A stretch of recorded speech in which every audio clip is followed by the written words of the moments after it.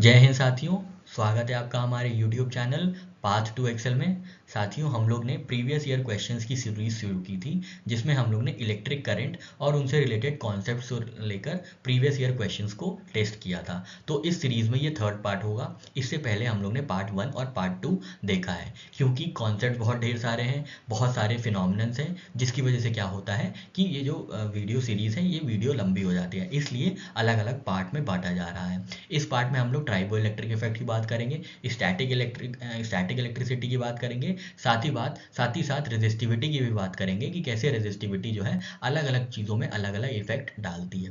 ठीक है, तो हम लोग 15-16 क्वेश्चंस लेंगे, साथ ही साथ उनके साथ जो भी कॉन्सेप्ट जुड़े हुए हैं उनको डिस्कस करेंगे, और जो हम लोग ने ऑलरेडी कॉन्सेप्ट को पढ़ा था उनको यहाँ पे टेस्ट करेंगे। तो ज़्यादा देर ना करते हुए हम लोग जंप करते हैं अपने क्वेश्चन पे। शुरुआत करते हैं क्वेश्चन नंबर 9 से। देखते हैं, ये एनडीए 2019 का क्वेश्चन है। तो आप सोच रहे होंगे एनडीए सीडीएस इन क्वेश्चंस की क्या ज़रूरत है। तो हमेशा हम लोग को परीक्षा वालों से एक कदम आगे रहना है। जो भी एग्जाम कंडक्टिंग बॉडी है उससे एक कदम आगे रहना है। उससे एक कदम आगे कैसे रहेंगे, उससे एक लेवल ऊपर के जो भी पेपर्स होते हैं, एक लेवल ऊपर के जो कॉन्सेप्ट्स होते हैं उनको समझ के। ठीक है, अब जो बेसिक क्वेश्चन है वो तो ऑलमोस्ट सभी रट लेंगे, सभी बच्चे देख लेंगे। आप कैसे स्टैंड आउट करेंगे, आप कैसे डिफ्रेंशिएट करेंगे जब आप थोड़े से ऊपर लेवल के और क्वेश्चंस लगाने लग जाएंगे। ठीक है, क्योंकि ऐसा नहीं है कि सिर्फ हल्के हल्के बेसिक रिपीटेड क्वेश्चंस आएंगे। क्वेश्चंस तो चेंज होंगे और कुछ लेवल का क्वेश्चंस जो है, कुछ क्वेश्चंस के लेवल बढ़ेंगे। तो जो बच्चे अच्छे से पढ़ के जाएंगे, जिनका लेवल अच्छा होगा, जो वो क्वेश्चंस के लेवल को डील कर लेंगे, उन्हीं का सिलेक्शन होगा। और वो क्या करेंगे, वो इजीली पास थ्रू होंगे। मतलब प्रीलिम्स में ऐसा होता है कि आधे बच्चे एकदम बॉर्डर लाइन पे रहते हैं, समझ में ही नहीं आता पास हो रहे हैं या फेल हो रहे हैं। तो लगभग रिजल्ट के आने तक 1.5 महीने तक, 1-1.5 महीने तक यही पूरा पशोपेश रहती है, द्वंद्व में रहते हैं कि होगा कि नहीं होगा, उसमें काफ़ी टाइम चला जाता है। तो आपको अगर कंफर्टेबल मार्जिन से क्वालिफाई करना है और मेंस की प्रिपरेशन में लग जाना है, तो आपको एक लेवल आगे बढ़ के तैयारी करनी होगी। इसलिए एक लेवल आगे बढ़ के हम लोग क्वेश्चंस को ले रहे हैं। इसीलिए एनडीए सीडीएस में जो क्वेश्चंस पूछे जाते हैं साइंस के, वो थोड़ा सा कॉन्सेप्चुअल में ज़्यादा हाई रहते हैं कंपेयर्ड विद बेसिक थिंग्स। ठीक है, बेसिक तो हमने देख ही लिया है कि चार्ज कितना होता है, यूनिट क्या होती है, और सिंपल फॉर्मूलों की एप्लीकेशंस देख ली हैं। पर कुछ और चीज़ें देखनी बाकी हैं जो हम लोग यहाँ पे देखेंगे। ठीक है, तो यहाँ पे देखने से पहले सबसे पहले एक कॉन्सेप्ट के बारे में बात कर लेते हैं, ट्राइबो इलेक्ट्रिसिटी। ठीक है, ट्राइबो इलेक्ट्रिसिटी क्या होता है। तो अभी तक हमने देखा था कि जो कंडक्टर से पास होती है वो तो इलेक्ट्रॉन्स होते हैं। ठीक है, वो क्या होता है, वो इलेक्ट्रॉन्स आराम से पास हो रहे हैं कंडक्टर से।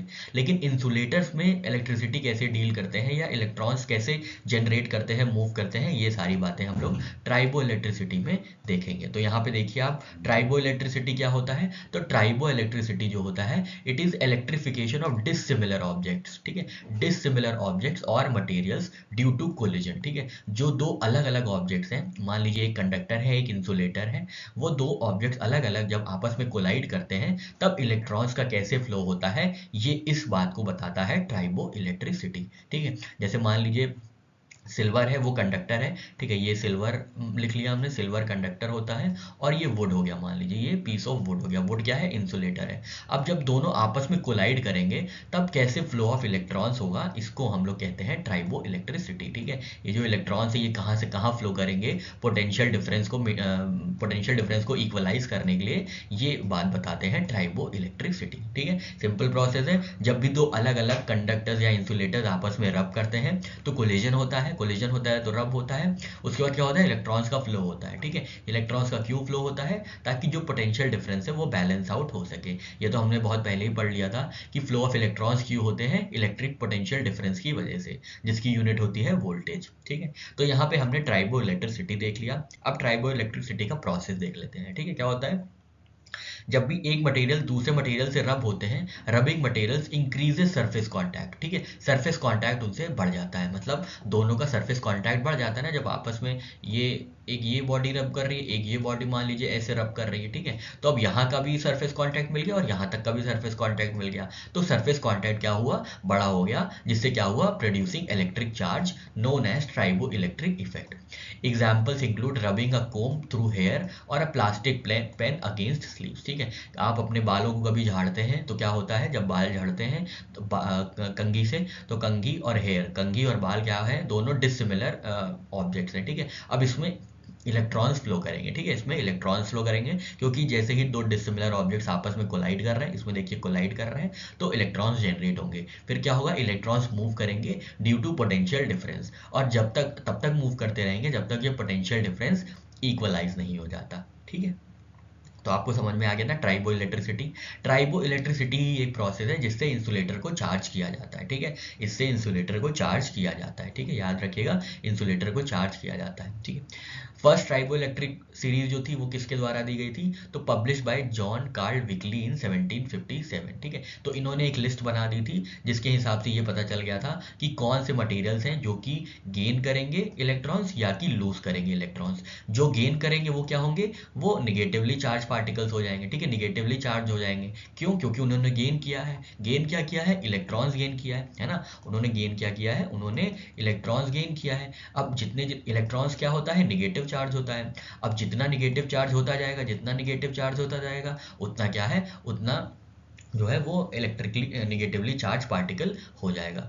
और अगर लूज कर रहे हैं इलेक्ट्रॉन्स, मतलब निगेटिविटी अपनी लूज कर रहे हैं, तो वो पॉजिटिवली चार्ज पार्टिकल्स हो जाएंगे। ठीक है, आपको यहाँ तक समझ में आया ट्राइबो इलेक्ट्रिक सीरीज के बारे में, ट्राइबो इलेक्ट्रिक के प्रोसेस के बारे में, और ट्राइबो इलेक्ट्रिक जो एज अ कॉन्सेप्ट या एज अ फिनोमिनन क्या होता है। ठीक है, अब एवरीडे एग्जांपल्स देख लेते हैं, जो आगे हम लोग एग्जांपल्स या हम लोग अपने क्वेश्चंस में देखेंगे। ठीक है, एवरीडे एग्जांपल्स में rubbing a balloon on your hair. ठीक है, जब आप अपने जब कोई बलून है, बलून तो जानते हो ना, गुब्बारा, वो क्या करते हैं, जब रब करते हैं, when you rub a balloon on your hair the balloon gains electrons. ठीक है, बलून जो है इलेक्ट्रॉन गेन करता है। ठीक है, इलेक्ट्रॉन गेन कर लिया, इलेक्ट्रॉन गेन कर लिया मतलब क्या हो गया है, ये निगेटिवली चार्ज हो गए। ठीक है, इनके पास इलेक्ट्रॉन्स आ गए, इलेक्ट्रॉन्स पे चार्ज क्या होता है, इलेक्ट्रॉन्स पे निगेटिव चार्ज होता है, तो बलून क्या हुए, निगेटिवली चार्ज हो गए। समझ में आ रहा है ना आपको, इलेक्ट्रॉन जिसकी तरफ जाएगा वो निगेटिवली चार्ज होगा। और ऐसा क्यों है, क्योंकि इलेक्ट्रॉन पे कौन सा चार्ज है, इलेक्ट्रॉन पे निगेटिव चार्ज है। ठीक है, इलेक्ट्रॉन पे निगेटिव चार्ज है। ठीक है, while your hair loses electrons, आपके जो हेयर है वो लूज कर रहे हैं इलेक्ट्रॉन्स, मतलब वो पॉजिटिवली चार्ज हो गए। ठीक है, वो पॉजिटिवली चार्ज हो गए। As a result your hair stands on end and is attracted to balloon. ठीक है, तो क्या होता है, इसकी वजह से आपके बाल खड़े हो जाते हैं और वो बलून की तरफ अट्रैक्टेड दिखाई देते हैं। ठीक है, तो जो पॉजिटिव चीजें हैं वो क्या होंगी, वो ही इफेक्ट शो करेंगी। ठीक है, वो इफेक्ट शो करेंगी जो पॉजिटिवली चार्ज पार्टिकल्स हो जाएंगे। ठीक है, इसके बाद सेकंड एग्जांपल देखते हैं, walking on a wool carpet. ठीक है, walking on a wool carpet. ठीक है, वुलन कारपेट है। ठीक है, वुलन कारपेट क्या होगा, और आपकी बॉडी मूव कर रही है, तो देखते हैं कैसे चीज़ें वर्कआउट होंगी। When you walk on a woollen carpet your body accumulates static charge due to friction between your shoes and carpet. ठीक है, तो आपके जूतों के बीच और कारपेट के बीच क्या होगा, स्टैटिक फ्रिक्शन आ जाता है। ठीक है, this is why you may feel a small shock when touching a metal object afterward. ठीक है, क्या होगा कि शूज जो है, शूज पॉजिटिवली चार्ज हो जाएंगे, कारपेट क्या है, निगेटिवली चार्ज हो जाएगा, क्योंकि शूज से क्या होगा, शूज से इलेक्ट्रॉन्स जो है पास हो जाएंगे कारपेट पे। कारपेट क्या हुआ, कारपेट निगेटिवली चार्ज हो गया, और शूज क्या हो गए, शूज पॉजिटिवली चार्ज हो गए। ठीक है, इसके बाद अगर आप मेटल को छुएंगे तो क्या होगा, हल्का सा करंट फील होगा, हल्का सा करंट फील होगा, क्योंकि फ्लो ऑफ इलेक्ट्रॉन्स होंगे, फ्लो ऑफ इलेक्ट्रॉन्स होंगे। ठीक है, फिर थर्ड पे आते हैं, brushing dry hair. When you brush your hair with the plastic comb, इसके बारे में हम लोग ने देखा था, the friction between comb and your hair causes static electricity to build up making the hair strands repel each other. ठीक है, तो क्या होगा, जब भी आप अपने गीले बालों को झाड़ेंगे कंघी से, तो क्या होगा, कंघी में क्या हो जाएगा, कंघी में निगेटिवली चार्ज, मतलब कंघी निगेटिवली चार्ज हो जाएगी, आपके जो बाल हैं वो पॉजिटिवली चार्ज हो जाएंगे। उससे क्या होगा, उससे पॉजिटिव निगेटिव की तरफ भागेगा, मतलब वो होगा, अट्रैक्शन होगा, तो क्या होगा, इससे बाल जो है आपके खड़े हो जाएंगे उस साइड में जिस साइड में कोम्ब है। ठीक है, एग्जाम्पल 4 देखते हैं, rubbing a plastic ruler on clothes. ठीक है, प्लास्टिक रूलर जो है क्लोथ्स पे जब रब करते हैं, तो rubbing a plastic ruler on woollen और cotton clothes can charge it with static electricity. ठीक है, यहाँ पे स्टैटिक इलेक्ट्रिसिटी जनरेट हो रही है, you can then use it to attract small pieces और पेपर ऑफ हेयर। ठीक है, तो अब आप जब आप प्लास्टिक रूलर को अपने बालों में, अपने स्लीव्स में, शर्ट की जो बाजुएं होती हैं उसमें आप रब कर लेंगे तो क्या होगा, उसमें इलेक्ट्रिसिटी जनरेट हो जाएगी, स्टैटिक इलेक्ट्रिसिटी जनरेट हो जाएगी, जिससे क्या होगा, जिससे जो वुलन है, वुलन इलेक्ट्रॉनिकली मतलब सॉरी निगेटिवली चार्ज है, और स्मॉल पीसेज ऑफ पेपर होंगे वो पॉजिटिवली चार्ज हो जाएंगे, पॉजिटिव नेगेटिव की तरफ आते हैं। ठीक है, पॉजिटिव तो इसी तरीके से पॉजिटिव जो पेपर होंगे, पॉजिटिवली चार्ज पेपर होंगे, वो आपके पास मतलब आपकी स्केल की तरफ या रूलर की तरफ बढ़ते चले जाएंगे। ठीक है, चिपकते चले जाएंगे।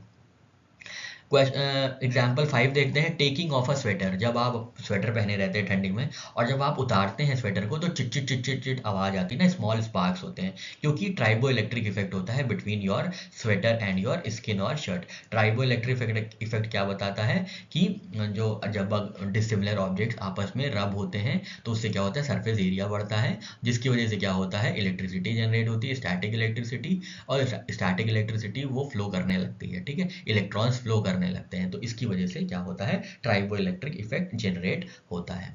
ठीक है, तो आशा करते हैं आपको यहाँ पे ट्राइबो इलेक्ट्रिक इफेक्ट समझ में आ गया होगा। अब हम लोग बढ़ते हैं अपने क्वेश्चन की ओर। क्वेश्चन आपसे बोल रहा है, 9th नंबर क्वेश्चन देखिए, आपसे बोल रहा है which of the following can charge an insulator. ठीक है, तो इंसुलेटर अभी हमने आपको बताया कैसे चार्ज होगा, करंट इलेक्ट्रिसिटी से तो नहीं चार्ज होगा। ठीक है, करंट इलेक्ट्रिसिटी से तो नहीं चार्ज होगा, तो बिल्कुल गलत है। Static electricity, tribo electric effect. ठीक है, ट्राइबो इलेक्ट्रिक इफेक्ट यहाँ पे आ गया, तो ये कैसे चार्ज होगी, स्टैटिक इलेक्ट्रिसिटी से ये चार्ज होंगे इंसुलेटर्स। ठीक है, इंसुलेटर्स कैसे चार्ज होंगे, तो ट्राइबो इलेक्ट्रिक इफेक्ट की वजह से चार्ज होंगे। ऑप्शन सी है मैग्नेटिक फील्ड, ना भाई मैग्नेटिक फील्ड कहाँ है, ग्रेविटेशनल तो मतलब कंटेक्स्ट में ही नहीं है कोई। ठीक है, तो यहाँ पे ऑप्शन बी सही होगा। ठीक है, ऑप्शन बी सही है, किसी विद्युत विरोधी पदार्थ को स्थिर वैद्युत द्वारा आवेशित किया जा सकता है, किसी भी इंसुलेटर को स्टैटिक इलेक्ट्रिसिटी की मदद से चार्ज किया जा सकता है। ठीक है, उदाहरण के लिए देख लेते हैं, कांच और रेशम। ठीक है, ग्लास और सिल्क जब आपस में क्या होते हैं, आपस में रब किए जाते हैं, तो उनमें छोटे छोटे पदार्थों को आकर्षित करने का गुण आ जाता है। ठीक है, तो उनमें स्टैटिक इलेक्ट्रिसिटी जनरेट होती है, घर्षण से प्राप्त इस प्रकार को विद्युत को स्थिर वैद्युत कहते हैं। ठीक है, जब भी दो ऐसे इंसुलेटर्स आपस में रब किए जाते हैं तब क्या होता है, तब स्टैटिक इलेक्ट्रिसिटी जनरेट होती है, जो कि जिस मतलब जो इलेक्ट्रिसिटी जनरेट होती है उसी को स्टैटिक इलेक्ट्रिसिटी कहा जाता है। सिंपल सा क्वेश्चन था। ठीक है, क्वेश्चन नंबर 10 देखते हैं, if a free electron moves through a potential difference of 1 kilowatt. ठीक है, 1 किलोवाट, वोल्टेज यहाँ पे कितना दिया हुआ है, 1 किलोवाट का। 1 किलोवाट अगर हम वोल्ट में कन्वर्ट करें तो कितना हो जाता है, 1 इंटू 10⁻³ ठीक है, क्योंकि 1 kilo volt is equal to 1000 volt. ठीक है, 1000 वोल्ट, तो ये 10⁻³ हो गया। Then the energy gained by electron is given by. ठीक है, एनर्जी गेन कैसे देखते हैं, तो एनर्जी गेन देखते हैं W is equal to Q into V. ठीक है, Q इंटू वी। ठीक है, Q इंटू वी, ये एनर्जी है। ठीक है, और चार्ज हमारा कितना होता है, Q का चार्ज कितना होता है, तो 1.6 इंटू 10⁻⁻19 कूलॉम। ठीक है, -19 कूलॉम। वोल्ट की वैल्यू यहाँ पे क्या है, तो 1 इंटू 10⁻³ ठीक है, और ये दोनों सेम है, तो -16 + 3 कितना हो जाएगा, -19 है ना यहाँ पे, -19 + 3 तो हो जाएगा -16। तो -16 कहाँ पे है, ये है। ठीक है, 1.6 इंटू 10⁻⁻16 जूल। ठीक है, तो हमने आपको बताया था कि एनर्जी गेन बाय इलेक्ट्रॉन का तरीका क्या है, वॉट का क्या तरीका है, तो W is equal to Q into V. Q क्या है, Q इलेक्ट्रॉन का चार्ज है, 1.6 इंटू 10⁻⁻19 कूलॉम। ठीक है, और वोल्ट में जो डिफरेंस दिया होगा वो होगा वोल्टेज में, यहाँ पे दिया है 1 kilo volt which is equal to 10⁻³ volt. ठीक है, तो अब हम वोल्ट में चेंज करके Q से मल्टीप्लाई कर देंगे तो हमें एनर्जी गेन का पता चल जाएगा। ठीक है, हमें पावर का पता चल जाएगा। नेक्स्ट क्वेश्चन देखते हैं, क्वेश्चन नंबर 11 क्या पूछ रहा है आपसे, suppose a rod is given a negative charge by rubbing it with a wool. ठीक है, रॉड क्या है, रॉड को वूल से रब किया जा रहा है। ठीक है, ऊन से रब किया जा रहा है किसी भी क्षण को। ठीक है, रॉड क्या है, निगेटिवली चार्ज हो गया। ठीक है, is given a negative charge. ठीक है, निगेटिव चार्ज दिया जा रहा है रॉड को। ठीक है, तो निगेटिव चार्ज कहाँ से आ रहा है, निगेटिव चार्ज आ रहा है वूल से। ठीक है, कोई ना कोई तो दे रहा होगा, जब ये रॉड ले रही है तो कोई ना कोई वूल मतलब कोई ना कोई दे रहा होगा, तो कौन दे रहा है, वूल दे रहा है, और कौन सा चार्ज दे रहा है, तो नेगेटिव चार्ज दे रहा है। ठीक है, which of the following statement is correct in this case, देखते हैं। The positive charges are transferred from rod to wool positive charge कहाँ ट्रांसफर हो रहे हैं, नेगेटिव चार्जेस ट्रांसफर हो रहे हैं, तो पॉजिटिव तो गलत हो गया, पॉजिटिव यहाँ पे भी गलत हो गया। अब देखते हैं option C, negative charges are transferred from rod to wool, रॉड से वुल पे जा रहे हैं, नहीं, रॉड से वुल पे जा रहे हैं क्या? कौन निगेटिवली चार्ज हो रहा है? रॉड चार्ज हो रही है। रॉड कैसे चार्ज हो रही है? जब वो ढेर सारे इलेक्ट्रॉन्स उसके पास आ रहे हैं। कहाँ से आ रहे हैं? वूल के पास से आ रहे हैं, ठीक है। याद रखिएगा कौन से चार्जेस आ रहे हैं, तो इलेक्ट्रॉन्स चार्जेस आ रहे हैं, क्योंकि प्रोटॉन्स और न्यूट्रॉन्स तो मूव नहीं करते हैं, मूव कौन करता है? इलेक्ट्रॉन्स। ये बहुत बेसिक चीज़ है, याद रखिएगा, कंफ्यूज मत होइएगा। मूवमेंट ऑफ इलेक्ट्रिसिटी में मूवमेंट ऑफ इलेक्ट्रॉन्स होते हैं, ठीक है। तो यहाँ पे देखिए मूवमेंट ऑफ इलेक्ट्रॉन्स हो रहे हैं, वूल से रॉड पे जा रहे हैं, ऊन से छड़ पे जा रहे हैं, ठीक है। तो यहाँ पे इलेक्ट्रॉन्स यहाँ पे गेन करेगा कौन? रॉड, तभी तो वो निगेटिवली चार्ज होगा। लूज कौन करेगा इलेक्ट्रॉन्स? लूज करेगा वूल, तभी तो वो पॉजिटिवली चार्ज होगा, ठीक है, पॉजिटिवली चार्ज होगा। तो जो जा रहे हैं इलेक्ट्रॉन्स वो वूल से रॉड की तरफ जा रहे हैं, ठीक है। तो negative charges are transferred from wool to rod, ये सही है, ऑप्शन डी एकदम सही होगा, ठीक है। देख लेते हैं, हाँ ऑप्शन डी, ठीक है, ऑप्शन डी एकदम सही है। समझ में आया ना आप लोग को कैसे इलेक्ट्रॉन्स का मूवमेंट हो रही है? इलेक्ट्रॉन्स जो है जाते हैं, जब भी पता चल जाएगा आपको कि निगेटिवली चार्ज कौन है, ठीक है। जो भी निगेटिवली चार्ज होगा उसके बारे में आपको पता चल जाएगा। जो निगेटिव चार्ज है वो कैसे निगेटिव चार्ज हुआ है? वो इलेक्ट्रॉन्स के गेन से चार्ज हुआ है। पॉजिटिवली चार्ज कैसे हुआ है? इलेक्ट्रॉन्स के लूज करने से जो है चार्ज हुआ है, ठीक है। इलेक्ट्रॉन्स के लूज करने से पॉजिटिवली चार्ज हुआ है, ठीक है। देखिए यहाँ पे कुछ मटेरियल है और उनकी टेंडेंसी दी हुई है टू गेन और लूज इलेक्ट्रॉन्स, थोड़ा हल्का सा बस एक बार दिमाग में रखिएगा, ठीक है।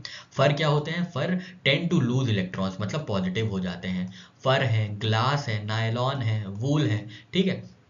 तो यहाँ पे देखिए ये चीज़ें हैं कि जो चीज़ें लूज करती हैं इलेक्ट्रॉन्स, ठीक है, जो चीज़ें लूज करती हैं इलेक्ट्रॉन्स, यहाँ पे ग्लास, वूल, नायलॉन, फर, ठीक है। सिल्क और कॉटन न्यूट्रल लेते हैं। वुड कभी कभी क्या करते हैं, सॉरी वुड क्या करते हैं? वुड गेन कर लेते हैं। एम्बर गेन करते हैं, रबर गेन करता है इलेक्ट्रॉन, ठीक है। तो ये सारे क्या हैं? ये सब निगेटिवली चार्ज हैं, ठीक है, और ये सब ऊपर वाले पॉजिटिवली चार्ज हैं, ठीक है। नेक्स्ट क्वेश्चन है, आपसे पूछ रहा है lighting conductors are use to protect building from lightning strikes, ठीक है। ये बिल्डिंग बनी हुई है, ऊपर में एक लाइटनिंग कंडक्टर बड़ा सा लगा देते हैं, ठीक है, और उससे एक तार जुड़ा होता है, वो बिल्डिंग के बीच से जाता है, बिल्डिंग के बीच से जाता हुआ ग्राउंड से कनेक्टेड रहता है, ठीक है। ये प्रोसेस रहता है, ठीक है। तो यहाँ पे क्या होगा, ये जब बिजली कड़क रही है ऐसे, तो ये जो है अट्रैक्ट करेगा, ये लाइटनिंग के जो चार्जेस हैं वो अट्रैक्ट करेगा, ठीक है। लाइटनिंग के जो चार्जेस हैं वो अट्रैक्ट करेगा, मतलब ये क्या होगा, मतलब ये निगेटिवली चार्ज हो जाएगा, ठीक है, निगेटिवली चार्ज होएगा, ढेर सारे इलेक्ट्रॉन्स अपनी तरफ अट्रैक्ट करेगा, और क्या है, सीधे सीधे सीधे बिजली में तार के माध्यम से ये सारे चार्ज जो है ग्राउंड में भेज देगा। इससे क्या है, बिल्डिंग डैमेज नहीं होगी, ठीक है, पूरी की पूरी बिल्डिंग डैमेज नहीं होगी, बच जाएगी, और ये सारे के सारे इलेक्ट्रॉन्स क्या करेगा, अट्रैक्ट करके ग्राउंड पे भेज देगा। ये सिंपल लाइटनिंग का मैकेनिज्म, लाइटिंग कंडक्टर्स का मैकेनिज्म है, ठीक है। देखते हैं यहाँ पे क्या पूछ रहा है आपसे। तो यहाँ पे बोल रहे हैं lighting conductors are use to protect building from lightning strikes, ठीक है, बिल्कुल सही बात है। Which of the following are true about lightning conductors, तो लाइटनिंग कंडक्टर्स के बारे में क्या चीज़ सही है? Option A, sorry statement A कह रहा है lightning conductors create an electric field at its top so that lightning it strikes is preferentially, बिल्कुल सही बात है। लाइटनिंग कंडक्टर्स क्या होते हैं, इलेक्ट्रिक फील्ड जनरेट कर लेते हैं, जिससे क्या होता है, अगर लाइटनिंग स्ट्राइक करती है तो प्रिफरेंशियली स्ट्राइक करे आराम से, ठीक है। तो ऑप्शन स्टेटमेंट ए सही है। स्टेटमेंट टू देखते हैं क्या बोल रहा है। स्टेटमेंट टू कह रहा है lightning conductors reduce the effect of strike by uniformly distributing the charge over the surface of body, अगर सरफेस ऑफ द बिल्डिंग पे ही हो जाएगा तो बिल्डिंग खराब नहीं हो जाएगी, बिल्डिंग डैमेज नहीं हो जाएगी, तो ये गलत हो गया। ये तब होता है जब जो एक फैराडे केज इफेक्ट हम लोग ने लास्ट वीडियो में देखा था, जहाँ पे क्या होता है, एक कंडक्टर जो होता है वो हॉलो शेल, हॉलो कंडक्टर के रूप में काम करता है, जिसमें क्या होता है, जिसमें जो इलेक्ट्रिसिटी पास होती है वो सिर्फ सरफेस के थ्रू पास होती है, ठीक है। तो इसको होना चाहिए फैराडे केज इलेक्ट्रॉनिक इफेक्ट कहता है कि कोई भी अगर कंडक्टर है जो कि हॉलो है, ठीक है, हॉलो शेप में है, शेल शेप में है, तब ये एज अ केज परफॉर्म करता है, केज एक्ट करता है, जिसमें क्या होता है, जो इलेक्ट्रिक एनर्जी है वो एकदम सरफेस से होके गुजर जाती है, ठीक है, वो अंदर नहीं आती है। तो यहाँ पे ये इफेक्ट नहीं है क्योंकि यहाँ पे कंडक्टर यूज हो रहा है, ठीक है, यहाँ पे कंडक्टर्स यूज हो रहे हैं बिल्डिंग के टॉप के ऊपर, और और कंडक्टर्स कनेक्टेड हैं वायर से, ठीक है। तो यहाँ पे सरफेस ऑफ द बिल्डिंग वाले पार्ट में नहीं होगा, क्योंकि पूरी की पूरी बिल्डिंग को एक शेल की तरह होना चाहिए, हॉलो होना चाहिए, ठीक है। तो यहाँ पे ये चीज़ गलत हो गई। ऑप्शन थर्ड कह रहा है, सॉरी स्टेटमेंट थर्ड कह रहा है lightning conductors take all charge current to deep down in the earth. ये तो बिल्कुल सही बात है, सारे सारे चार्ज क्या करता है, ग्राउंड के अंदर भेज देता है। ऑप्शन 4 बोल रहा है, स्टेटमेंट 4 बोल रहा है मतलब lightning conductors must be installed at a place taller than the building. Obviously ये तो मतलब कॉमन सेंस ही बात है। अब बिल्डिंग के नीचे होगा तो बिल्डिंग में पहले लग जाएगी, ठीक है। मान लीजिए ये बिल्डिंग है और यहाँ पे हमने लगा दिया लाइटनिंग कंडक्टर, तो पहले बिजली तो यहीं लड़ जाएगी, तो बिल्डिंग ऑलरेडी डिस्ट्रॉय हो गई, कंडक्टर का क्या काम हुआ, ठीक है। तो कंडक्टर हमेशा ऊपर लगता है। तो 1 3 4 सही होना चाहिए, ऑप्शन सी सही होना चाहिए। 2 गलत, ये वाला गलत है, ये वाला गलत है, ये वाला गलत है, ठीक है। तो देखिए हाँ, ऑप्शन सी सही है, ठीक है। तड़ित आकाश बिजली आघातों से बचने, भवनों को बचाने के लिए तड़ित चालक का इस्तेमाल भवनों की छतों पर किया जाता है, ठीक है। तड़ित आकाशीय बिल्डिंग मतलब वही लाइटनिंग कंडक्टर्स जो है बिल्डिंग को डैमेज होने से बचाने के लिए कहाँ पे लगाए जाते हैं, छत पे लगाए जाते हैं, ठीक है। इससे क्या होता है, जो तड़ित है या लाइटनिंग है वो अधिमान्य रूप से, प्रेफरेंशियल रूप से इसी ताड़क चालक पर आघात करती है, ठीक है। प्रेफरेंशियली इसी को पकड़ के मतलब बिजली आघात करती है, बिजली इन्हीं के ऊपर गिरती है, ठीक है। इनका कहने का मतलब ये है, ठीक है। क्योंकि ये कंडक्टर है, कंडक्टर क्या होते हैं, गुड कंडक्टर क्या होते हैं, मतलब कंडक्टर क्या होते हैं, which easily allow flow of electrons, मतलब which easily allow flow of electricity. तो जहाँ पे हमको अलाउ किया जा रहा है जाना, हम वहीं जाएंगे, प्रेफरेंशियल वहीं प्रेफरेंस वही प्रेफर करेंगे जहाँ पे हमें जाना अलाउड है। तो कंडक्टर्स क्या होते हैं, अलाउ करते हैं जाना, इसलिए यहाँ पे जो लाइटनिंग कंडक्टर्स है वो प्रेफरेंशियली यूज किए जाते हैं, ठीक है। बाकी यहाँ पे हमने ये देखा, ये सारे के सारे चार्ज लेते हैं और ज़मीन के अंदर भेज देते हैं, और क्या होता है, ये लाइटनिंग कंडक्टर्स के ऊपर सॉरी बिल्डिंग के ऊपर लगे रहते हैं लाइटनिंग कंडक्टर्स। नेक्स्ट क्वेश्चन देखते हैं, क्वेश्चन नंबर 13 है, एनडीए 2015 का क्वेश्चन है।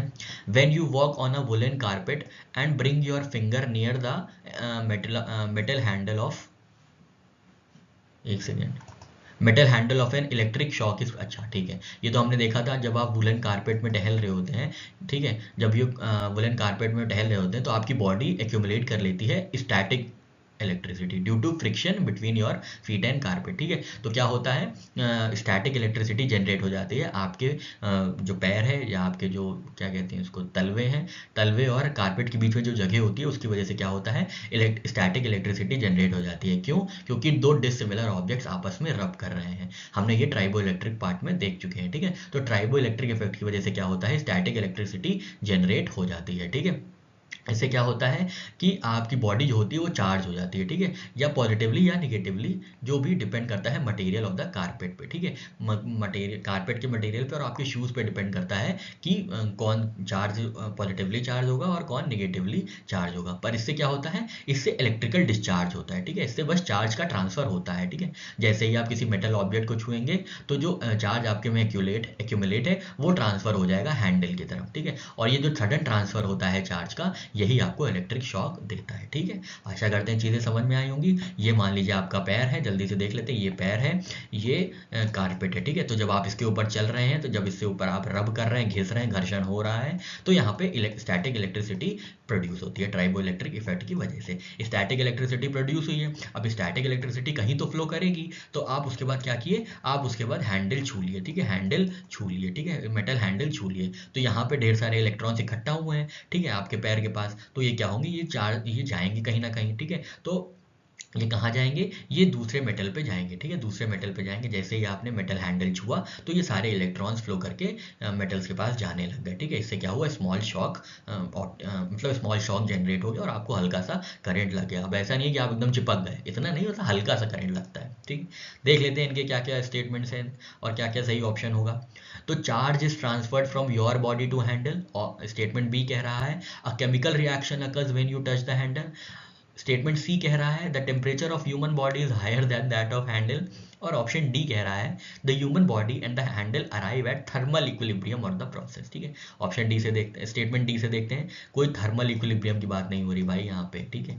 Human body and handle arrive thermal equilibrium की कोई बात नहीं हो रही है, टेम्परेचर की भी कोई बात नहीं हो रही है, यहाँ फ्लो ऑफ इलेक्ट्रॉन्स मतलब फ्लो ऑफ चार्ज की बात हो रही है, केमिकल रिएक्शन भी नहीं, ऑप्शन ए सही है, charge is transferred from your body to handle, ठीक है।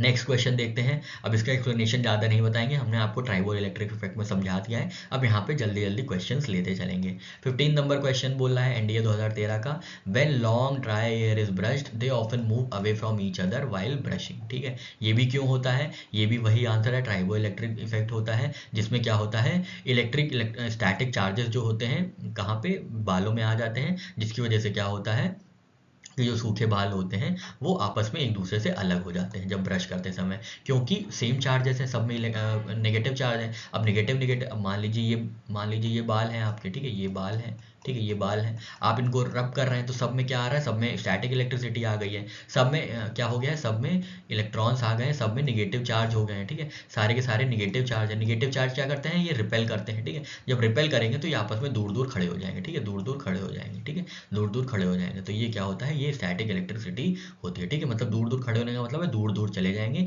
क्योंकि लाइक चार्जेस है, ये सारे के सारे क्या है, लाइक चार्जेस है, निगेटिव चार्जेस है और आपस में रिपेल करेंगे। ठीक है, तो इसका आंसर देख लेते हैं क्या है। ऑप्शन ए बोला है air is being blown through the strands, कोई मतलब नहीं है। लटों में होकर हवा का अवधमन होता है, वाह वाह वाह, गजब है। नहीं भाई ये नहीं है। Static electric charges are being induced on the air, बिल्कुल सही बात है, ये बिल्कुल सही, ऑप्शन बी सही हो गया। ऑप्शन सी कह रहा है केमिकल एनर्जी, गलत है। ऑप्शन डी ग्रेविटेशनल, गलत है। ठीक है, तो स्टैटिक इलेक्ट्रिसिटी जनरेट हो जाती है, जिसकी वजह से क्या है, इलेक्ट्रिक चार्जेस जनरेट हो जाते हैं। जो चार्जेस रहते हैं वो लाइक चार्जेस रहते हैं, इसीलिए जो है सूखे बाल जो है आपस में अलग अलग होने लगते हैं, आपस में अवे, मतलब they start moving away from each other. ठीक है, नेक्स्ट क्वेश्चन देखते हैं। क्वेश्चन नंबर 18 एनडीए 2010 का है।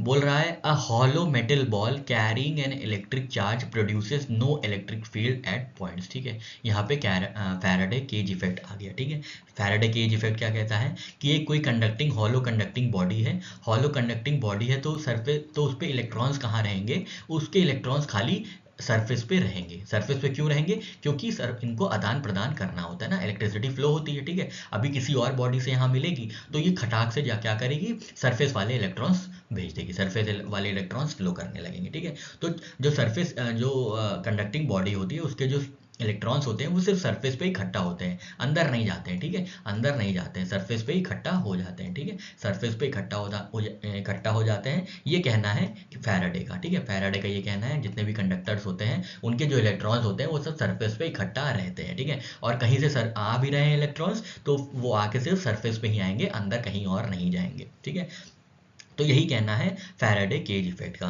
यहाँ पे यही पूछ रहा है कि कोई हॉलो मेटल बॉल है, मान लीजिए हॉलो मेटल बॉल है ये, and electric charge produces no electric field, तो इस पे इलेक्ट्रिक चार्ज आ गया। इलेक्ट्रिक चार्ज आ गया मतलब क्या हुआ, ढेर सारे इलेक्ट्रॉन्स आ गए। इलेक्ट्रॉन्स आके कहाँ रहेंगे, तो इलेक्ट्रॉन्स आके हमने बताया है सरफेस पे रहेंगे। ठीक है, सरफेस पे रहेंगे। ठीक है, सरफेस पे रहेंगे। ठीक है, पूरे सरफेस पे इकट्ठा हो जाएंगे, मतलब अंदर नहीं जाएंगे, अंदर नहीं जाएंगे। ठीक है, अंदर नहीं जाएंगे, हाँ यहाँ सरफेस पे रहेंगे, अंदर नहीं जाएंगे, अंदर जो है सेफ रहेंगे, अंदर कुछ अंदर जो भी है वो सेफ रहेगा, वो इलेक्ट्रिसिटी उनमें नहीं टकराएगी। ठीक है, अंदर वाले सेफ हैं। ठीक है, तो यही बोल रहे हैं कि कहाँ पे इलेक्ट्रिक फील्ड नहीं प्रोड्यूस होगी, या इलेक्ट्रिक फील्ड कहीं पे जो भी इलेक्ट्रिक चार्जेस आए हैं सरफेस पे वो कहाँ कहाँ इलेक्ट्रिक फील्ड प्रोड्यूस नहीं करेंगे, तो अंदर की तरफ प्रोड्यूस नहीं करेंगे, बाकी हर जगह कर सकते हैं। देखते हैं क्वेश्चन में स्टेटमेंट्स क्या दिए हुए हैं।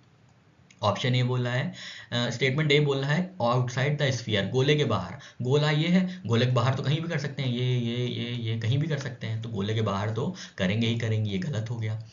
ऑन इट सरफेस, ठीक है, सरफेस पे तो कर ही रहे हैं, सरफेस पे हमने देखा ग्रीन ग्रीन इलेक्ट्रॉन्स बैठे ही हुए हैं सरफेस पे, तो ये भी गलत हो गया। इनसाइड द स्फीयर, बिल्कुल सही बात है, सरफेस के अंदर या स्फीयर के अंदर नहीं जा सकते ये लोग। ठीक है, अंदर नहीं जा सकते, यही है, यही कहना है फैराडे केज इफेक्ट का। ठीक है, option D only at the centre, centre पे कर सकते हैं, सेंटर कोई और होगा सेंटर पे कर सकते हैं, पर अंदर नहीं जा सकते हैं। ठीक है, अंदर नहीं जा सकते हैं, ये है फैराडे केज इफेक्ट। ठीक है, तो इनका यही कहना है, इनका यही कहना है, क्या कहना है कि यहाँ पे देखिए एक इलेक्ट्रिसिटी प्रोड्यूस हो रही है। ठीक है, इलेक्ट्रिसिटी प्रोड्यूस हो रही है और एक हॉलो केज बना हुआ है। ठीक है, हॉलो कंडक्टिंग केज बना हुआ है। ठीक है, हॉलो कंडक्टिंग केज बना हुआ है, आप देख रहे हैं ना। ठीक है, इससे क्या हो रहा है, इसमें क्या हो रहा है, इसमें इलेक्ट्रिसिटी पास हो रही है यहाँ से। ठीक है, यहाँ हम इसको ये ले लेते हैं ताकि अच्छे से दिखे, यहाँ से ये इलेक्ट्रिसिटी पास हुई है, ये पास हुई है। ठीक है, ये पास कर रहा है इलेक्ट्रिसिटी, अब यहाँ पे इलेक्ट्रिसिटी आई तो ये सिर्फ सरफेस पे आएगी। ठीक है, ये सिर्फ सरफेस पे आएगी, अंदर नहीं आएगी। ठीक है, ये सिर्फ सरफेस पे आएगी, अंदर नहीं आएगी, तो इनको करंट नहीं लगेगा। जो भाई साहब अंदर खड़े हैं हैट वैट पहन के, उनको नहीं लगेगी, ये कहना है फैराडे साहब का, ठीक है, माइकल फैराडे साहब का। तो ये केज इफेक्ट हो गया।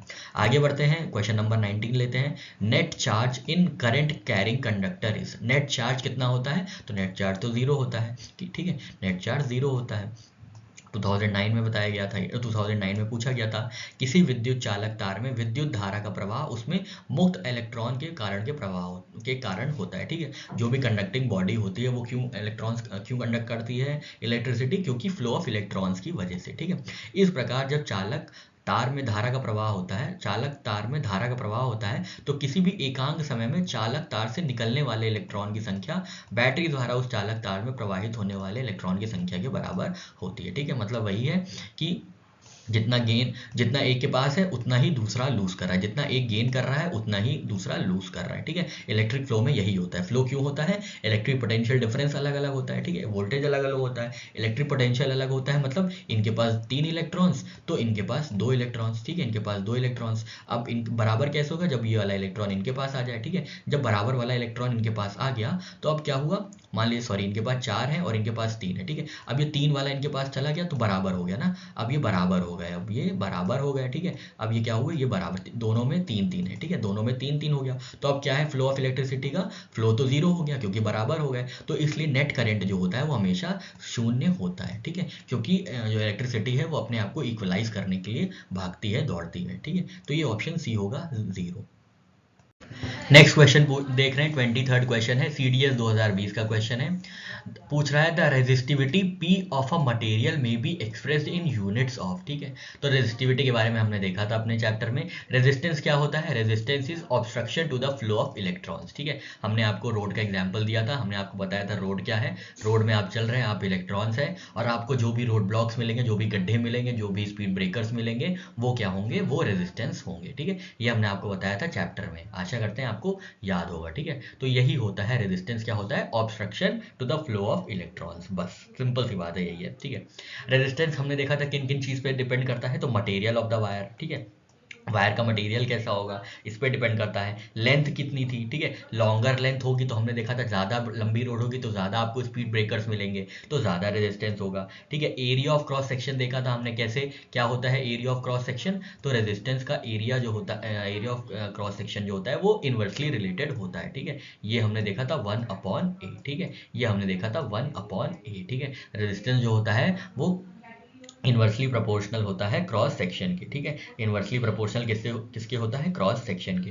फिर हमने देखा था टेम्परेचर, देखा था temperature of the wire, resistance बढ़ जाता है टेम्परेचर बढ़ाने से, ठीक है। तो यहाँ पे हमसे पूछ रहा है कि resistivity of material can be expressed in units of, ठीक है। तो किस यूनिट में जो है रेजिस्टेंस एक्सप्रेस किया जा सकता है, ठीक है, रेजिस्टेंस किस यूनिट में एक्सप्रेस किया जा सकता है, ठीक है। तो यहाँ पे हमने देखा लेंथ है, लेंथ कैसे डिपेंडेंट है, लेंथ डायरेक्टली डिपेंडेंट है, डायरेक्टली प्रोपोर्शनल है, ठीक है। और जो एरिया है वो क्या है, वो इन्वर्सली डिपेंडेंट है, ठीक है। तो रेजिस्टेंस क्या हो गया, रेजिस्टेंस ये है, ये ऐसे L/A, L है लेंथ और एरिया क्या है, एरिया ऑफ क्रॉस सेक्शन, ठीक है, एरिया ऑफ क्रॉस सेक्शन, ये हमने देखा था। अब इसको इक्वलाइज करने के लिए हमें एक कांस्टेंट लगाना होता है ना, ये तो आपको आपने पढ़ा ही होगा, नहीं भी पढ़ा है तो बस याद रखिएगा, ये जो इन्वर्सली प्रोपोर्शनल है या डायरेक्टली प्रोपोर्शनल वाला जो रिलेशन होता है उसको चेंज करने के लिए अगर इक्वलाइज करना है तो एक कांस्टेंट यूज करना पड़ता है, ठीक है। तो यहाँ पे P कांस्टेंट यूज किया जाता है, ठीक है, ये रेजिस्टिविटी का कांस्टेंट है, ठीक है। अब हो गया P इंटू L/A, ठीक है, P इंटू L/A, ये हो गया पूरा आपका फॉर्मूला, ये हमने देखा था रेजिस्टेंस का फॉर्मूला, ठीक है, ये हो गया रेजिस्टेंस का फॉर्मूला। अब आपसे पूछ रहा है कि रेजिस्टिविटी P, ये जो रेजिस्टिविटी P है इसको हम कैसे एक्सप्रेस कर सकते हैं, ठीक है। तो कैसे एक्सप्रेस कर सकते हैं इसको हम एक्सप्रेस कर सकते हैं ऐसे, P को हम इधर ले जाएंगे, ठीक है, P को हम इधर ले जाएंगे तो ये क्रॉस मल्टीप्लाई हो जाएगा, जो इससे मल्टीप्लिकेशन में है वो डिवीजन में आ जाएगा, ठीक है। तो P is equal to R into A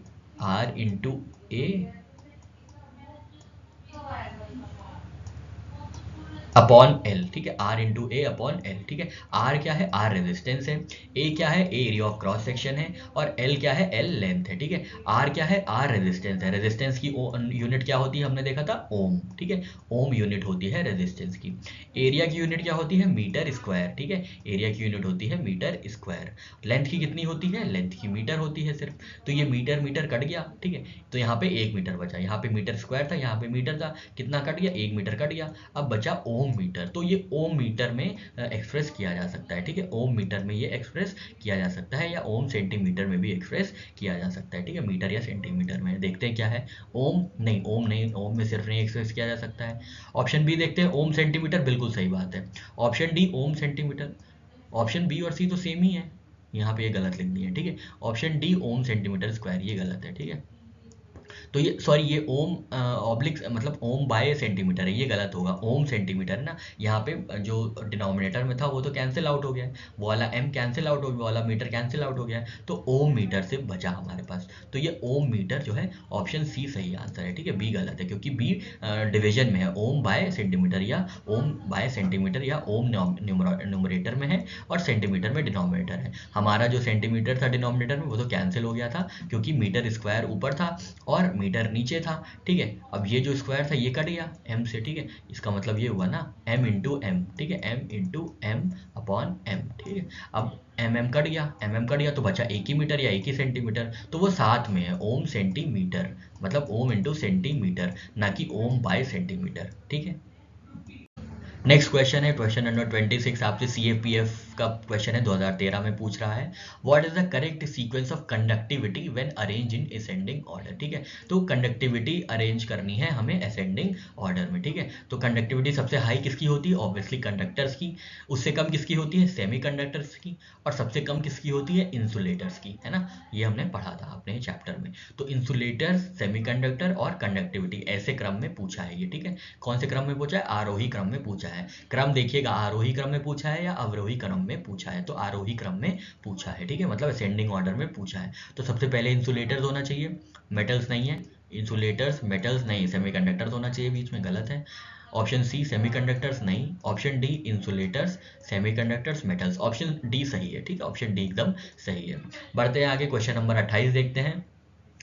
a compass needle place near a current carrying wire will get deflected, ठीक बात है, कंपास नीडल जो है वो अगर किसी भी इलेक्ट्रिक वायर के पास प्लेस किया जाता है तो वो डिफ्लेक्ट हो जाएगा, क्योंकि जो करंट कैरिंग वायर है वो क्या इलेक्ट्रिक फील्ड जनरेट करेगा ना, वो इलेक्ट्रिक फील्ड जनरेट करेगा, जिसकी वजह से ये जो कंपास का नीडल है, कंपास की जो सुई है वो घूम जाएगी।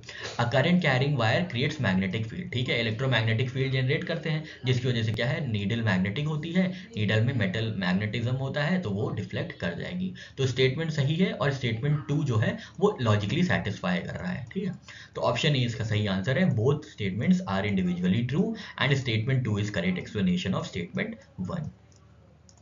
नेक्स्ट क्वेश्चन है आपका CAPF 2011 का क्वेश्चन है, ये आपसे बोल रहा है 29 नंबर क्वेश्चन में, at the time of short circuit the current in the circuit, ठीक है। शॉर्ट सर्किट कब होता है, शॉर्ट सर्किट तब होता है जब धारा बहुत तेज बहती है, बहुत ढेर सारे इलेक्ट्रॉन, बहुत ढेर सारी इलेक्ट्रिसिटी आ जाती है, ठीक है, बहुत ज़्यादा इलेक्ट्रिसिटी बढ़ जाती है एकदम से, तभी शॉर्ट सर्किट होता है। शॉर्ट सर्किट में किसका यूज़ किया जाता है, तो फ्यूज़ का यूज़ किया जाता है, ठीक है। जैसे ही शॉर्ट सर्किट होगी वैसे ही फ्यूज़ एक्टिवेट हो जाएगा और वो इलेक्ट्रिसिटी सप्लाई को ऑब्स्ट्रक्ट कर देगा, कट कर देगा, डिस्कनेक्ट कर देगा, ठीक है। तो शॉर्ट सर्किट में क्या होता है, बहुत तेज इलेक्ट्रिसिटी फ्लो करने लगती है। देखते हैं यहाँ पे क्या ऑप्शंस हैं। ऑप्शन ए बोल रहा है कि current in the circuit reduces substantially, नहीं, रिड्यूस कब होता है, जब फ्यूज एक्ट करता है, फ्यूज क्या करता है, डिस्कनेक्ट कर देता है सर्किट को, तब जाके रिड्यूस होती है सब्सटेंशियली, ठीक है। ऑप्शन बी डजंट चेंज, क्या ही भाई डजंट चेंज कैसी बात है, इंक्रीजेज हेविली, बिल्कुल सही है, ऑप्शन सी सही है, इंक्रीजेज हेविली या वेरीज कंटिन्यूअसली, डी गलत है, ऑप्शन सी सही है, इंक्रीजेज हेविली, ठीक है। इतना ज़्यादा बढ़ जाता है इसीलिए फ्यूज आता है, जिसका लो मेल्टिंग पॉइंट होता है, जब वो देखता है बहुत ज़्यादा इलेक्ट्रिसिटी आ रही है, बहुत ज़्यादा गर्म हो जाता है वो, और बहुत जल्दी लो मेल्टिंग पॉइंट होता है, बहुत जल्दी हल्का सा भी गर्म होने पर क्या होता है, वो मेल्ट हो जाता है, जिससे जो सर्किट का करंट फ्लो होता है वो डिस्कनेक्ट हो जाता है। तो इसका आंसर होगा option C, increases heavily. Question 33 पे बढ़ते हैं, CAPF 2016 का क्वेश्चन है, ये बोल रहा है, ये एप्लीकेशन बेस्ड क्वेश्चन है, देखिएगा आराम से। लेट अ रेजिस्टर हैविंग 4 ओम रेजिस्टेंस, ठीक है, रेजिस्टर का वैल्यू क्या दी है, 4 ओम, ठीक है, 4 ओम, ठीक है, be connected with across the terminals of 12 volt battery, voltage दिया है, वोल्टेज दिया है, ठीक है, वोल्टेज कितना दिया है, 12 दिया है, ठीक है। तो हमको पता है V = IR वाला हमने फॉर्मूला पढ़ा था, तो मोस्ट प्रोबेबली इसमें करंट पूछना चाहिए, ठीक है। Then the charge in coulomb passing through resistor per second is, बस वही बात है, करंट पूछा है, तो आई क्या हो जाएगा, आई हो जाएगा V/R, ठीक है, आई हो जाएगा V/R, तो ये हो जाएगा 12/4, 4, ठीक है, 12/4 ये हो जाएगा 3 कूलम्ब पर सेकेंड, ठीक है, 3 कूलम्ब पर सेकेंड इसका आंसर होगा। ऑप्शन ए 12 गलत, ऑप्शन बी चार्ज गलत, ऑप्शन सी 3 सही, ऑप्शन डी 0.33 गलत, ठीक है, तो ऑप्शन सी सही होगा। धारा इज इक्वल टू विभवांतर डिवाइडेड बाय प्रतिरोध, ठीक है, तो वोल्टेज अपॉन आर, ये कहाँ से आया है, ये हमें पता है V is equal to I R से आया है, ठीक है, जब हमने ओम्स लॉ पढ़ा था तो हमने इसके बारे में पढ़ा था, ठीक है। और हमको ये प्रति सेकंड गुजारने के लिए मतलब 1 सेकंड, तो Q is equal to I into T. I मतलब क्या होता है, आई मतलब फ्लो ऑफ करंट होता है, टी मतलब टाइम होता है। ये 2-3 जैसे ही हमने अपना चैप्टर शुरू किया था वैसे ही हमने ये बारे में पढ़ा था, इसके बारे में पढ़ा था, ठीक है। Q is equal to I into T, एक ये फॉर्मूला पढ़ा था और एक ये फॉर्मूला पढ़ा था, Q is equal to N into E, ठीक है, ये दोनों फॉर्मूले हम लोग ने पढ़े थे। नेक्स्ट क्वेश्चन देखते हैं, क्वेश्चन नंबर 34 आपसे पूछ रहा है all liquids are conductors of electricity. अच्छा, इसमें 2 स्टेटमेंट दिए हुए हैं, दोनों को इंडिविजुअली चेक करना है कि सही है या गलत है, और अगर दोनों सही है तो ये देखना है स्टेटमेंट 2 लॉजिकली सेटिस्फाई कर रहा है स्टेटमेंट 1 को या नहीं, ठीक है। तो स्टेटमेंट 1 के बारे में देखते हैं, all liquids are conductors of electricity. क्या सारे के सारे लिक्विड जो है वो इलेक्ट्रिसिटी कंडक्ट करते हैं? नहीं भैया, ऐसी बात नहीं है, ठीक है। प्योर वाटर जो होता है वो इलेक्ट्रिसिटी कंडक्ट नहीं करता, अगर वो भी कंडक्ट करने लगे तो हम तो नहा ही ना पाए, हमें नहाने में करंट लग जाए, ठीक है, नहा ही ना पाए, ठीक है। तो प्योर वाटर जो होता है वो कंडक्टर होता है, वो कंडक्ट नहीं करता है electricity, hence all liquids are not conductors of electricity. तो स्टेटमेंट 1 ही गलत हो गया, ठीक है, स्टेटमेंट 1 ही आपस में गलत हो गया, ठीक है। स्टेटमेंट 2 बचा है, देखते हैं क्या कह रहा है। Under the condition of low pressure and high voltage liquids can be made conducting, मतलब ये सेमीकंडक्टर्स की बात कर रहा है, ठीक है। लिक्विड क्या होता है, हाई प्रेशर और वोल्टेज लो प्रेशर और हाई वोल्टेज में सेमीकंडक्टर्स जैसे बिहेव करने लगते हैं, ठीक है। तो याद रखिएगा ये पॉइंट कि लिक्विड कब कंडक्टिंग बॉडी हो जाते हैं, तो लो प्रेशर और हाई वोल्टेज में, बस इतना ही आप याद रखिएगा इस क्वेश्चन में। इस क्वेश्चन का टेक अवे यही है कि लिक्विड क्या होती हैं, लिक्विड वैसे तो कंडक्टर्स नहीं होती हैं, लेकिन अगर आपको कंडक्ट कराना है किसी भी लिक्विड को,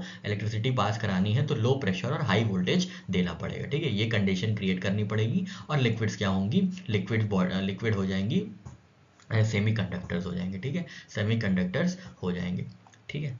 बढ़ते हैं आगे, क्वेश्चन नंबर लेते हैं 35 क्या कह रहा है, CDS 2012 का क्वेश्चन है।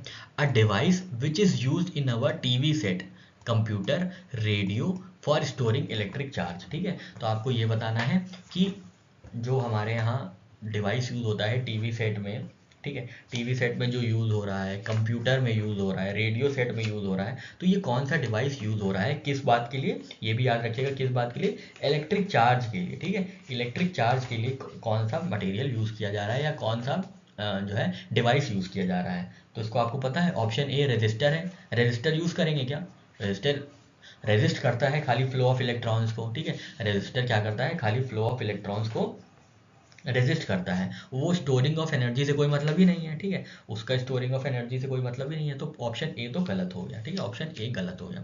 ऑप्शन बी इंडक्टर, इंडक्टर क्या होता है, या इंडक्टर मतलब वो बॉडीज होती हैं, इंसुलेटर्स होती हैं। इंडक्टर तो इंड्यूसिंग एजेंट होता है जो कि इंडक्शन से गर्म करता है, ठीक है, जो कि गर्म करता है चीज़ों को, हीट अप करता है, ठीक है, तो ये इंडक्टर भी नहीं होगा यहाँ पे इलेक्ट्रिक चार्ज की स्टोरेज की बात हो रही है, यहाँ पे इलेक्ट्रिक चार्ज के स्टोरेज की बात हो रही है, यहाँ पे किसी और चीज़ की बात तो हो नहीं रही, हीटअप करने की बात तो हो नहीं रही है, तो रजिस्टर भी गलत हो गया, इंडक्टर भी गलत हो गया। ऑप्शन सी कैपेसिटर, बिल्कुल सही बात है, कैपेसिटर जो है यूज़ होता है स्टोरिंग इलेक्ट्रिक चार्ज के लिए इन टीवी सेट, कंप्यूटर, रेडियो, ठीक है। ऑप्शन डी कंडक्टर, कंडक्टर क्या मतलब है यहाँ पे, ठीक है।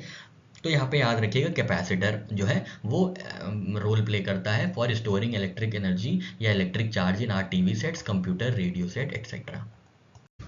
नेक्स्ट क्वेश्चन देखते हैं, क्वेश्चन नंबर 37 CDS 2015 का क्वेश्चन है, अच्छा क्वेश्चन होगा, देखते हैं।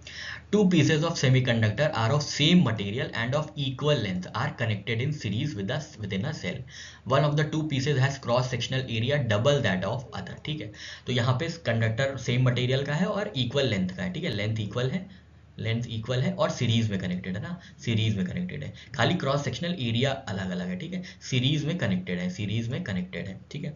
ये हम मान लेते हैं 1 है और ये मान लेते हैं 2 है, ठीक है। अलग अलग क्रॉस सेक्शनल एरिया, इनका मान लेते हैं 2 मीटर है, इनका डबल हो गया 4 मीटर, ठीक है, क्रॉस सेक्शनल एरिया, ठीक है। हमने रेजिस्टेंस में क्या देखा था, रेजिस्टेंस वाला फॉर्मूले में क्या देखा था, एक फॉर्मूला देखा था, resistance is directly proportional to length of wire and inversely proportional to cross sectional area, ठीक है, inversely proportional to cross sectional area. अब यहाँ पे लेंथ बता रहे हैं सेम है, देखिए यहाँ पे लिखा हुआ है ना ऑप्शन में या क्वेश्चन में, सॉरी ऑप्शन में लिखा हुआ है ऑफ इक्वल लेंथ, लेंथ बराबर है, ठीक है, लेंथ यहाँ मतलब लेंथ बराबर हो गई, मतलब लेंथ का कोई रोल नहीं रह गया। अब यहाँ पे बस रोल बचता है, तो किसका बचता है, रेजिस्टेंस का रोल बचता है, which is inversely proportional to cross sectional area, ठीक है, क्रॉस सेक्शनल एरिया पे होता है, ठीक है। ये जो है थिनर वायर है, ठीक है, ये थिनर वायर है, थिन वायर है, और ये थिक वायर है ना, 4 मीटर थिक है, थिनर 2 मीटर है, ठीक है। अब यहाँ पे क्या होगा, यहाँ पे हम देख रहे हैं इनवर्सली प्रोपोर्शनल है, तो जिसका एरिया ज़्यादा होगा उसका रेजिस्टेंस कम होगा, मतलब सेकंड का एरिया ज़्यादा है तो रेजिस्टेंस कम होगा, ठीक है, रेजिस्टेंस कम होगा मतलब क्या होगा, इजीली फ्लो ऑफ इलेक्ट्रॉन्स होगा, ठीक है, फ्लो ऑफ इलेक्ट्रॉन्स इजीली होगा, तो मतलब हीट जनरेट जो है वो कम होगी, ठीक है, हीट जनरेट तब होती है जब ढेर सारे इलेक्ट्रॉन्स एक जगह इकट्ठा हो जाते हैं, पर अब आराम से बिना किसी रेजिस्टेंस के मूव किए जा रहे हैं ये लोग, तो हीट भी कम जनरेट होगी, ठीक है। थिन वाले मैटर में देख लेते हैं क्या है, थिन वाले वायर में, थिन वाला वायर जो है उसका एरिया ज़्यादा, एरिया कम है, ठीक है, एरिया कम है, ठीक है, थिन वाला जो है, ये थिन वाला है, इसको ऐसे बनाते हैं या इसको दूसरे रंग, हरे रंग से देखते हैं, ठीक है, हरे रंग से देखते हैं, ठीक है, हरे रंग का जो एरिया है वो कम है, ठीक है, इससे क्या है, रेजिस्टेंस ज़्यादा हो जाएगा क्योंकि इनवर्सली प्रोपोर्शनल है, ठीक है, इसका एरिया ज़्यादा हो जाएगा, एरिया ज़्यादा है मतलब रेजिस्टेंस ज़्यादा होगा, रेजिस्टेंस ज़्यादा है मतलब ज़्यादा इलेक्ट्रॉन्स इकट्ठा हो जाएंगे एक जगह, जा ही नहीं पा रहे हैं आगे, तो क्या होगा, भगदड़ मचेगी, हीट जनरेट होगा, ठीक है, हीट जनरेट होगा, ठीक है, तो हीट ज़्यादा जनरेट होगी, ठीक है।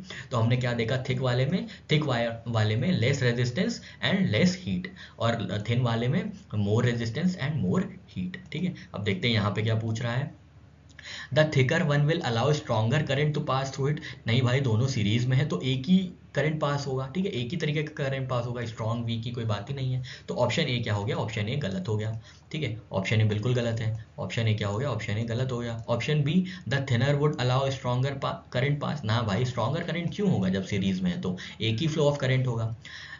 सी ऑप्शन बोल रहा है same amount of electric current would pass through, ठीक है, both the pieces conducting producing more heat in the thicker one, हमने देखा था थिकर वन में कैसे हीट प्रोड्यूस ज़्यादा होगी, जब फ्लो ऑफ इलेक्ट्रॉन्स इजीली हो रहा है, तो कोई इलेक्ट्रॉन्स इकट्ठा नहीं हो रहा है, कोई भगदड़ नहीं मच रही, कोई गर्माहट नहीं हो रही, कोई हीट जनरेट नहीं हो रही, तो ये तो गलत हो गया, हमारा बचता है ऑप्शन डी, वही सही होगा, same amount of electric current would pass through both the pieces producing more heat in the thinner one, ठीक है, बिल्कुल सही बात है, ठीक है, ये हम लोग ने रिलेशन से देख लिया, ठीक है।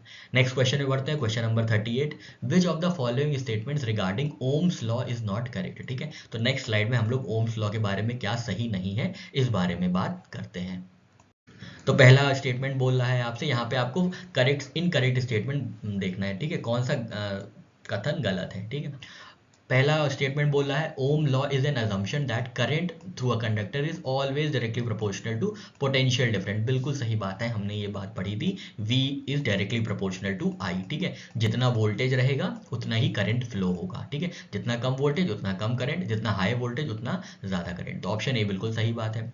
Option B, a conducting device obeys Ohm's law when resistance of a device is independent of magnitude and polarity of applied potential difference, बिल्कुल सही बात है, ओहम्स लॉ तभी फॉलो किया जाएगा जब वो रेजिस्टेंस है वो मैग्नीट्यूड फ्लो का मतलब करंट का मैग्नीट्यूड और पोलैरिटी से एकदम भिन्न है या इंडिपेंडेंट है, बिल्कुल सही बात है, अगर इनसे हो गया तब तो ये वाला रिलेशन गलत हो जाएगा, V is directly proportional to I, तब क्या हो जाएगा, तब तो रेजिस्टेंस पे डिपेंडेंस हो जाएगी, जो कि होती नहीं है, क्योंकि फ्लो ऑफ करंट जो होता है वो रेजिस्टेंस की वजह से नहीं होता, वो पोटेंशियल डिफरेंस की वजह से होता है। अब पोटेंशियल डिफरेंस जो है रेजिस्टेंस पे डिपेंडेंट हो जाएगा, ये मान लीजिए रेजिस्टेंस पे डिपेंडेंट हो गया, तो फ्लो ऑफ करंट कैसे होगा, तो ये गलत हो गया, ठीक है, तो ये भी सही है, ऑप्शन बी सही है, it obeys conducting device obeys Ohm's law when resistance of device is independent, तो ये इंडिपेंडेंस वर्ड एकदम सही है। Option C, a conducting material obeys Ohm's law when resistance of a material is independent of magnitude and direction of applied electric field, हाँ, electric field का कोई role नहीं होता है, ना ही किसी पोलैरिटी का कोई रोल होता है, ठीक है, फ्लो ऑफ करंट में, फ्लो ऑफ करंट में किसका रोल होता है, तो बस वोल्टेज का होता है और मतलब पोटेंशियल डिफरेंस का होता है, तो ऑप्शन सी भी सही है। ऑप्शन डी कह रहा है all homogeneous materials obey Ohm's law, गलत है, ऑल होमोजीनियस मटेरियल्स नहीं करते ओम्स लॉ को फॉलो, ठीक है, कुछ चीज़ें होती है वो नॉन ओमिक होती हैं, कुछ चीज़ें होती हैं जो ओमिक होती हैं, ठीक है। इससे शायद एक बार कहीं सवाल भी पूछा था, हमको याद नहीं है, ठीक है। तो एक बार देख लीजिएगा आप अपने एंड से कि ओमिक और नॉन ओमिक कंडक्टर्स कौन से होते हैं, ठीक है। ओमिक कंडक्टर्स जो होते हैं जो ओहम्स लॉ को फॉलो करते हैं, जो बहुत इजीली फ्लो ऑफ करंट को अलाउ करते हैं, जैसे सिल्वर हो गया, कॉपर हो गया, ठीक है, आयरन हो गया, एल्यूमिनियम हो गया। तो सारे अच्छे मेटल्स जो होते हैं वो अच्छे से कंडक्ट करते हैं, इसीलिए ओम्स लॉ फॉलो करते हैं, ठीक है। नॉन ओमिक कंडक्टर्स कौन से होते हैं, जो कि ओम्स लॉ को नहीं फॉलो करते हैं, ठीक है। कौन कौन से, जैसे डायोड हो गया, डायोड वॉल्व हो गई, एलईडी बल्ब हो गया, ठीक है, एलईडी हो गया, बल्ब का फिलामेंट हो गया, जर्मीनियम हो गया, सिलिकॉन हो गया, ये सब जो हैं ये सब नॉन ओमिक कंडक्टर्स हैं, ठीक है। ये सब नॉन ओमिक कंडक्टर्स हैं, ठीक है, जो इलेक्ट्रिसिटी तो फ्लो करते हैं लेकिन ओम्स लॉ को नहीं फॉलो करते हैं, ठीक है। तो ये नॉन ओमिक कंडक्टर्स हो गए, ये ओमिक कंडक्टर्स हो गए। तो ऑप्शन डी इसका सही आंसर है, ठीक है। तो हमने यहाँ पे देखा V is equal to I R, ठीक है। तो जो रेजिस्टेंस है हमने देखा था किस पे डिपेंड करता है, लेंथ और क्रॉस सेक्शनल एरिया पे, ठीक है, लेंथ और क्रॉस सेक्शनल एरिया पे। वो ना ही मैग्नीट्यूड और अप्लाइड पोटेंशियल डिफरेंस पे डिपेंड करता है, और ना ही इलेक्ट्रिक फील्ड पे डिपेंड करता है, ना ही पोटेंशियल डिफरेंस की पोलैरिटी पे डिपेंड करता है, और ना ही direction of applied electric field पे डिपेंड करता है, ठीक है। नेक्स्ट क्वेश्चन देखते हैं, question number 40। Let us consider a copper wire having radius R and L length, ठीक है। तो मतलब रेजिस्टेंस का फॉर्मूला हम पहले ही लिख लेते हैं, तो ये R1 लिख लेते हैं हम लोग, ठीक है। इनका रेडियस R है, लेंथ एल अपॉन ए, ठीक है, एल अपॉन ए, ये L1 है, ये A1 है, ठीक है। इनका रेडियस R है, मतलब L upon pi R square, area होता है ना पाई आर स्क्वायर, ठीक है, पाई आर स्क्वायर। फिर क्या रेजिस्टेंस आर है, ठीक है। If the radius of another copper wire लिख लेते हैं R2, इनका लेंथ क्या है, लेंथ इनकी है 2R, ठीक है, मतलब 2L लिख लेते हैं, ठीक है। इस अच्छा L/2 है, सॉरी L/2 है, L/2 है, ठीक है।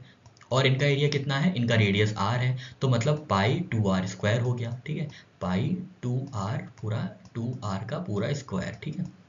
तो ये हो गया L/2 अपॉन पाई 2R का फॉर्मूला, 2R का स्क्वायर, 2 2 4 R स्क्वायर, पाई 4R स्क्वायर, ठीक है। अब ये जो L/2 है इसका 2 नीचे आ जाएगा तो ये 8 हो जाएगा, ठीक है। तो ये हो गया is equal to L upon 4 2 8, 8 pi R square, ठीक है, 8 पाई आर स्क्वायर हो जाएगा, ठीक है, 8 पाई आर स्क्वायर हो जाएगा, ठीक है, 8 पाई आर स्क्वायर हो जाएगा। ये हो गया length upon 8 into pi R square, ठीक है, 8 इंटू पाई आर स्क्वायर। अब ये L upon pi R square किसके बराबर है, तो L upon pi R square R1 के बराबर हो गया, ठीक है। तो 1 अपॉन R2 is equal to, sorry यहाँ R2 इज इक्वल टू कितना हो गया, 1/8 अपॉन R, ठीक है, R1, क्योंकि R1 की जो वैल्यू है वो L upon pi R square है, तो उसकी जगह हमने R1 लग दिया। 8 हमारी वैल्यू इससे मिली है, ठीक है, 8 वैल्यू मिली है, तो जो रेजिस्टेंस 2 है वो बराबर होगा 1/8 R1 की, ठीक है। तो R/8 होना चाहिए आंसर, ये बिल्कुल सही बात है, option D is the right answer. Next question आपसे बोल रहा है अ फ्यूज वायर मस्ट बी। अभी हमने देखा था एनडीए 2019 का क्वेश्चन है कि शॉर्ट सर्किट में क्या होता है, शॉर्ट सर्किट में फ्लो ऑफ इलेक्ट्रिसिटी बेइंतहा हो जाती है, ठीक है। फ्लो ऑफ इलेक्ट्रिसिटी जो होता है बहुत तेज हो जाती है, ठीक है, जो बिजली बहने लगती है बहुत तेज बहने लगती है, ठीक है। तो तब क्या काम आता है, तब फ्यूज काम आता है, ठीक है। फ्यूज क्या करता है, फ्यूज इलेक्ट्रिक सप्लाई को डिस्कनेक्ट कर देता है। तो फ्यूज का क्या होना चाहिए, लो मेल्टिंग पॉइंट होना चाहिए, ताकि हल्का सा भी कुछ ज़्यादा करंट महसूस हो तो वो तुरंत हो जाए, तुरंत लो मेल्टिंग पॉइंट में आ जाए, तुरंत फ्यूज हो जाए और इलेक्ट्रिसिटी कनेक्शन का डिस्कनेक्ट हो जाए, ठीक है। तो कंडक्टिंग बॉडी होनी चाहिए और लो मेल्टिंग पॉइंट होना चाहिए, ठीक है। देख लेते हैं एक फ्यूज का तार कैसा होना चाहिए, तार होना चाहिए कंडक्टिव, कंडक्टर और मेल्टिंग पॉइंट होनी चाहिए low, conducting and low melting point, यही सही है, बिल्कुल सही है। हाई मेल्टिंग पॉइंट नहीं, हाई मेल्टिंग पॉइंट नहीं, इंसुलेटर नहीं, ठीक है। इंसुलेटर होगा तो फ्लो ही नहीं, करंट ही नहीं पास होगा, तो कैसे पता चलेगा करंट ज़्यादा है या कम है, इलेक्ट्रिसिटी ज़्यादा है या कम है, ठीक है। तो ऑप्शन 51 का क्वेश्चन 51 का जो ऑप्शन है वो ऑप्शन ए है, बिल्कुल सही है। बढ़ते हैं एनडीए 2018 42nd क्वेश्चन की ओर। ये बोला है which of the following devices is non ohmic. अभी हम लोग ने पढ़ा था ओमिक और नॉन ओमिक। ओमिक कौन से होते हैं, जो ओहम्स लॉ को फॉलो करके इलेक्ट्रिसिटी सप्लाई करते हैं, कौन कौन से, silver copper air, silver copper iron, ये सारे होते हैं, ठीक है, सिल्वर कॉपर आयरन ये सारी चीजें होती हैं, ठीक है। नॉन ओमिक कौन से होते हैं, तो non ohmic which do not obey Ohm's law are called non ohmic conductors, ठीक है। जैसे क्या होते हैं, लेड एलईडी हमने देखा था, एलईडी देखा था, बल्ब देखा था, ठीक है, बल्ब देखा था, और क्या देखा था, जर्मेनियम सिलिकॉन देखा था, जर्मेनियम सिलिकॉन, ये सब क्या है, ये सब सेमीकंडक्टर डायोड्स हैं। ठीक है, सेमीकंडक्टर आप जानते हैं ना कौन कौन से होते हैं, एंटीमनी, बिस्मथ, जर्मेनियम, सिलिकॉन, ये सब क्या होते हैं, सेमीकंडक्टर्स होते हैं, जिनको जो वैसे तो नहीं अलाउ करते हैं इलेक्ट्रिसिटी पास होने के लिए, लेकिन सर्टेन कंडीशंस में इनको कंडक्टर्स बनाया जा सकता है। ठीक है, तो ऑप्शन क्वेश्चन नंबर 42 का ऑप्शन देखते हैं क्या है, conducting copper oil, copper oil, copper से समझ जाइए कॉपर क्या है, कॉपर तो है ये ओमिक। इलेक्ट्रिक हीटिंग कॉयल, ये भी है, इलेक्ट्रिक हीटिंग कॉयल भी कॉपर है, सॉरी ओमिक डिवाइस है। ऑप्शन सी सेमीकंडक्टर डायोड, ये गलत है। ठीक है, सेमीकंडक्टर डायोड जो है, मतलब ये ऑप्शन सही है। ठीक है, ये सही है। रियोस्टैट भी क्या है, सेमी ओमिक डिवाइस है। ठीक है, तो ये तीनों ओमिक डिवाइस हैं, और ये वाला नॉन ओमिक डिवाइस है। इसमें नॉन ओमिक पूछा है तो आंसर सी होगा। ठीक है, तो आप ऐसे क्वेश्चन डेफिनेटली पूछे जाते हैं यूपी पीसीएस में, बीपीएससी में, राजस्थान सिविल सर्विसेज में ज़रूर पूछे जाते हैं ऐसे, क्योंकि ये नॉर्मल बेसिक क्वेश्चन हो गए, इसमें कोई भी ज़्यादा कॉन्सेप्ट बिल्डिंग नहीं है। ठीक है, तो ये आप रट्टा मार लीजिएगा, एक लिस्ट बना लीजिएगा ओमिक की और नॉन ओमिक की, उसको याद करके रखिएगा। नेक्स्ट क्वेश्चन देखते हैं, क्वेश्चन नंबर 43 है, एनडीए 2017 का क्वेश्चन है। Which of the following quantities does not affect the resistance of cylindrical resistor. ठीक है, रेजिस्टेंस किस पे डिपेंड करता है, हमने देखा था, रेजिस्टेंस डायरेक्टली डिपेंड करता है किस पे, लेंथ ऑफ वायर पे, और इनडायरेक्टली डिपेंड करता है एरिया ऑफ क्रॉस सेक्शन पे। ठीक है, बाकी मटेरियल ऑफ नेचर, टेम्परेचर बढ़ाने से रेजिस्टेंस बढ़ जाता है, ये सारी बातें हमने देखी थी। देख लेते हैं यहाँ पे क्या पूछा है, इस पे पूछा है किस पे डिपेंड नहीं करता है। ठीक है, किस पे डिपेंड नहीं करता है, देखते हैं किस पे डिपेंड नहीं करता है। ऑप्शन ए बोल रहा है करंट थ्रू इट, बिल्कुल सही बात है, ये इसमें गुजरने वाली धारा पे डिपेंड नहीं करता है, ये इलेक्ट्रिसिटी पे डिपेंड नहीं करता है। ठीक है, ये वाला जो वो करंट है वो इस पे डिपेंड नहीं करता है, रेजिस्टेंस इस पे डिपेंड नहीं करता है। लेंथ पे डिपेंड करता है, बिल्कुल सही बात है। रेजिस्टिविटी ऑफ मटेरियल पे डिपेंड करता है, बिल्कुल सही बात है। एरिया ऑफ क्रॉस सेक्शन पे तो डिपेंड करता ही करता है। ठीक है, ये बातें हमने की थी अपने चैप्टर में भी, और अभी हमने आपको हल्का सा ओवरव्यू भी दिया था। 43 का ए ऑप्शन सही है, बिल्कुल सही बात है। ठीक है।